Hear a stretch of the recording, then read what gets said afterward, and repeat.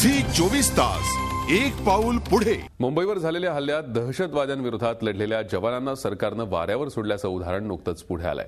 सरकारच्या अशाच अनास्थेचा अनुभव आणखी एक सैनिक घेत आहेत। मागील 45 वर्षांपासून तो अनुभव घेत आहेत। स्वातंत्र्य सैनिकांना दिल्या जाणाऱ्या सरकारी पेन्शनसाठी ते लढतायत। अत्यंत हालाकीची परिस्थिती, आजारपणामुळे थकलेलं शरीर, अकालीच मुलाचं झालेलं निधन आणि त्यामुळे वाढलेल्या आर्थिक अडचणी, औषधं खरेदीसाठीही पैशांची चणचण, ही आहे एका स्वातंत्र्य सैनिकाची आजची अवस्था। देशाच्या स्वातंत्र्याची लढाई बाळ फुली प्राणपणानं लढले। बॉम्ब बनवण्याच्या आरोपाखाली बाळ फुली हे 8 ऑगस्ट 1943 ते 16 ऑगस्ट 1943 या काळात येरवडा जेलमध्ये होते। कॅपिटल बॉम्ब खटला नावानं हा खटला प्रसिद्ध आहे। अल्पवयीन असल्यानं ब्रिटिशांनी त्यांची 8 दिवसात मुक्तता केली। महाराष्ट्र सरकारला मात्र ही गोष्ट मान्य नाही। कागदपत्र अपूर्ण आहेत असं सांगत बाळ फुली यांना पेन्शन देण्यास महाराष्ट्र सरकारनं नकार दिलाय।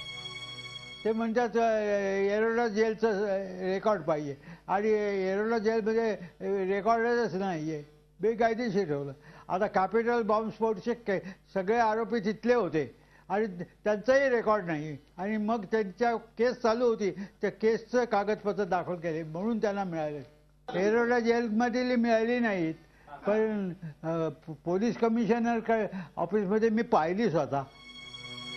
कागदपत्रांसाठी त्यांनी येरवडा जेल प्रशासनाकडेही मागणी केली, मात्र येरवडा जेल प्रशासनानं कागदपत्र देण्यात असमर्थता दर्शवली आहे। बाळ फुली हे स्वातंत्र्य लढ्यात हरिभाऊ लिमये यांच्याबरोबर होते।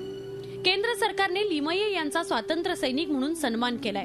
लिमये यांनी देखील फुली स्वातंत्र्य सैनिक असल्याची सत्यता सरकारला कळवली आहे, मात्र हरिभाऊ लिमये यांनाही सरकारनं खोटं ठरवलंय।